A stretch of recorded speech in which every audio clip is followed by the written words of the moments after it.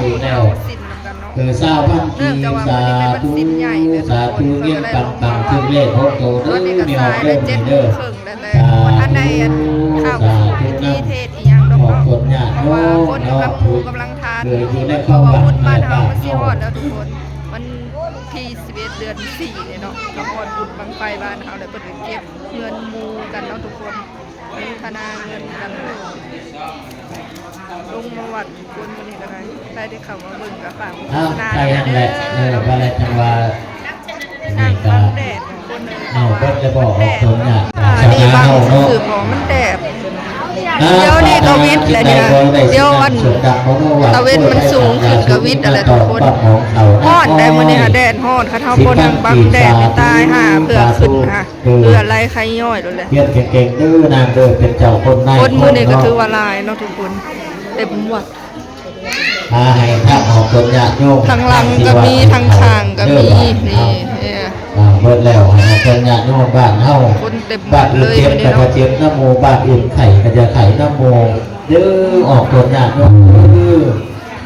บ้านอื่นตัวก็จะปวดน้ำโมบ้าน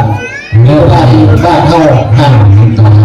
โลดบ้านซาที่มันแล้วก็เกิดปัญหาท่านแล้วเอาที่บ้านกีบเอามาอีกแน่ใช่ก็ได้ฉันนางดำนอสิพันกีบเสียทีน้อยเศร้าพันกีบสาธุนั่นละหังสัมมาสัมพุทโธภะคะวาพุทธังภะคะวันตังอะติวาเทนิสักขะโตภะคะวะตาธัมโมธัมมังนามัสสามิสุปฏิปันโนภะคะวะโตสาวกสังโฆสังฆังนามามิสาธุมายังพันเตวิสุงลักขณาทายาติสรเนนะสหปัญจศีลานิยาจามะทุติยัมปิมายังพันเตวิสุงลักขณาทายาติสรเนนะสหปัญจศีลานิยาจามะตติยัมปิมายังพันเตวิสุงลักขณาต่อคิวใส่บาตรค่อยก็ได้ใส่เป็นทีละบ่อเลยเนาะลงมาเบิดทุกคนมื้อนี้ใส่แล้วเลยเด้อต่อไปก็ถ่ายยาดน้ำขึ้นมาให้กินข้าวเลยโหตุสัพพะทาตุคาโลคาปะญาเวลาสุกาจัตตุทุปัฏฐาวะอานิกาอัตตาลาญาปิวินัสสันตุนี่อะไรภาษาสัมพันธ์เนาะ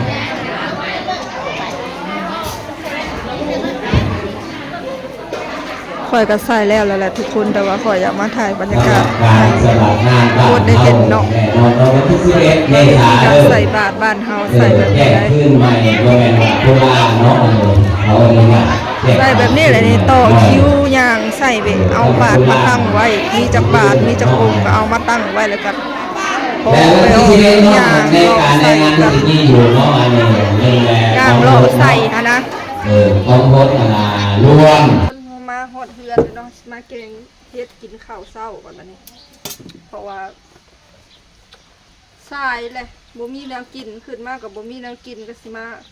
แกงเฮ็ดเพืองน้อยหนึ่งกับเฮ็ดเข็มใส่เป็นกันเนาะ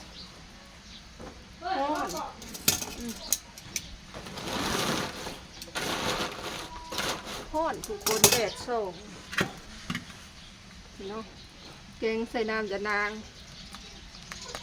เฮ็ดหน่อยหนึ่งเฮ็ดบดเฮ็ดข้าวค่ะนะเฮ็ดบดเฮ็ดข้าวผักหวานต้นผักและแกงเลยเฮ็ดรวมเขาเอิ้นแกงเฮ็ดรวม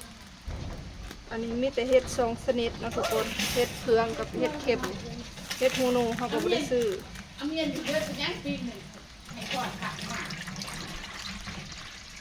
มาอยู่นะได้ซะ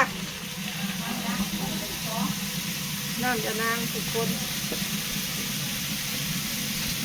ว่าค่ะกินข้าวทอดเสื้อมาเดินข้าวเลยค่ะ พักเตอร์พักเข่ามา แกงใส่มะอื้อน้อยพร้อมแล้วทุกคนเผ็ดเค็มนี่แนวเกลืออยู่ที่ข้านเกลือกับแต่ละมือมันบริกินเพียงได้สักผักคาอ่อนๆผักขะแยงแกงกันเลยเนาะเผ็ดเค็มบริซื้ออันเห็ดขาวรัวเห็ดคอนเอามาแกงใส่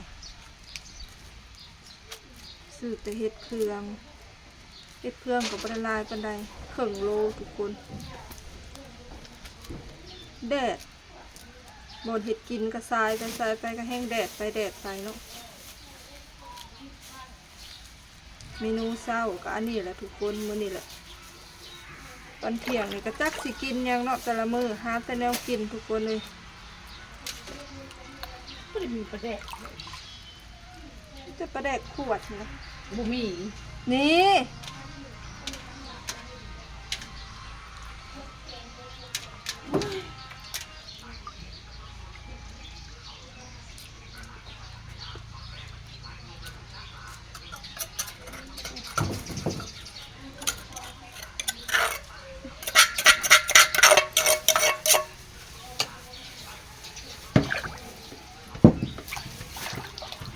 อยากจะถิ่มยายเฮียน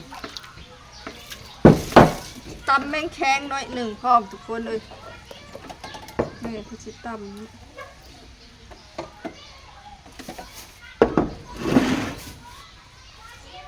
อุ๊ยแดดเฮ้เด้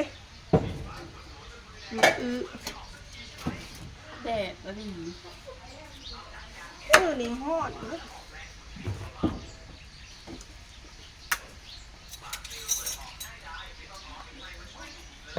มาน้อยแต่ว่าแก่ไปมากินมา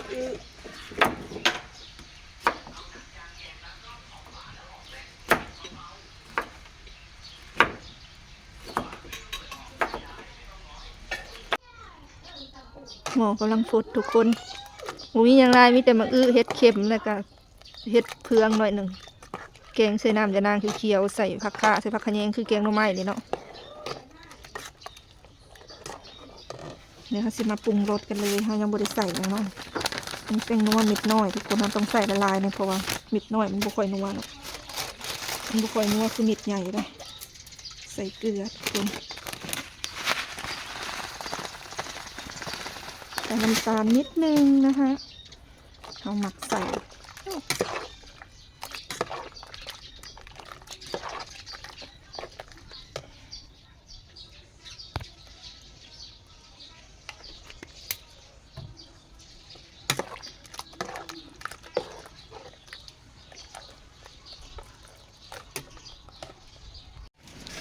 ทุกคนมาใส่ผักกันเลยเนาะบ้านะ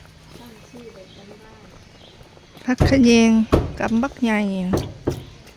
ขะแยงกับผักขาสรุป สี่คาบเลยสี่คาบคุณสี่คาบเลยเนี่ยอันนี้ยังร้ายคุณเลยนะพอดก็ได้สี่คาบ คันมา2 โตเขาได้อยู่4 ขาบคันมา3 โตแล้วปูอยากได้แต่มันน้อยทุกคนแล้วเนาะ 3 ตัว 3 คาบ แล้วน้ำสีละลายหน่อยหนึ่งทุกคนมากินข้าวนำกันเด้อบัดนี้แกงเห็ดรวมแล้วมาทุกคนมากินข้าวนำกันเด้อบัดนี้มาเด้อผมเป็นพี่ดองตำแมงแข้งแม่ขอจะเลือดตะกาบแมงแข้งน้อยหนึ่งเลือดตะกาบเอ็ดซ้ำเนาะบ่เห็นแล้วก็ยา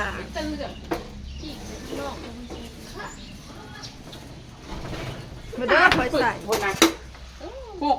ซื้อมากินเองไม่ได้เอาดอกไก่เป็นตัวมัน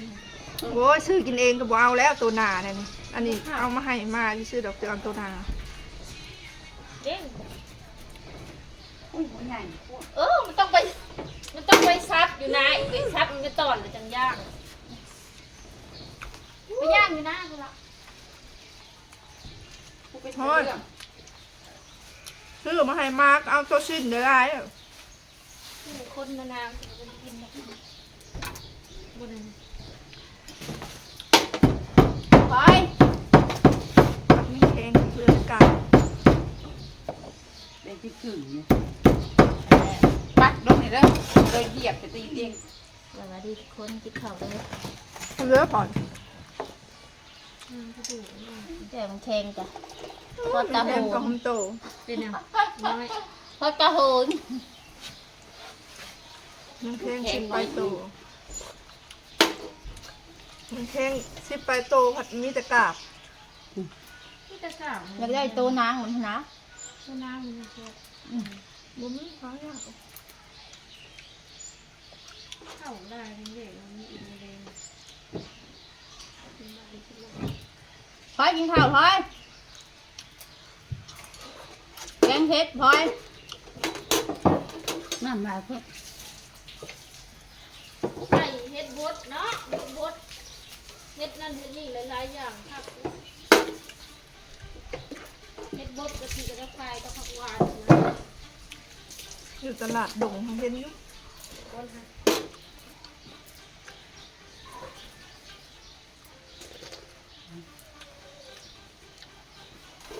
มาเด้อแพรวลาบซีนได้แพรว ครับยังผู้ชนเนาะ แถวห้างสน กินแล้วก็ย้ายไว้ เจียว หอยไว้ยัง ก้อยไผ่เลยเจียวสมมันนะ ถึงวันทองถ้วย เปลืองเครื่องปรุงเลยค่ะ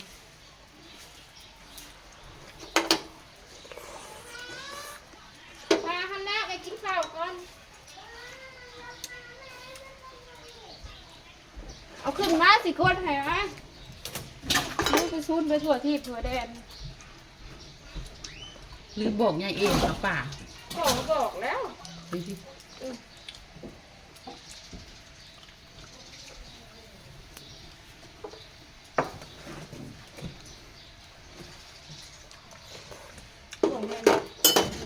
มันชินไปเห็ดสมกันนะยังลูก เอามาแม่สิกดให้มาไว้ กินข้าวก่อน ห่อนก็คือห่อนเรียกมาพักหน่องกินกับยังมันไงตับมันแข็งเรือเปลือกมันชามเปลือกมันไม่จะกราบเลยเป็นแข็งเป็นแข็งจี๊ดอยู่เนาะครับ มันข้อขาวนางนะ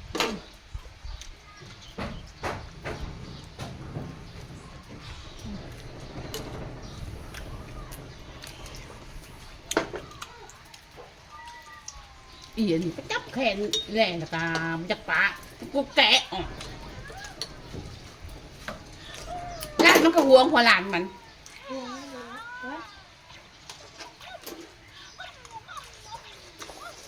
ไปจับหน้าจากหลานทีที มาสิกดให้หน่อย สำหรับคลิปนี้ก็ขอจบเอาไว้สำหรับก่อนเด้อพ่อแม่พี่น้องทุกๆคนคลิปหน้าพบกันใหม่จังได้ก็ฝากเบิ่งโฆษณาฝากกดติดตามทำเนาะมื้อนี้อากาศแดดร้อนหลายแต่ก็ใส่เสื้อแขนยาวคือเก่าคลิปหน้าพอกันใหม่บ๊ายบาย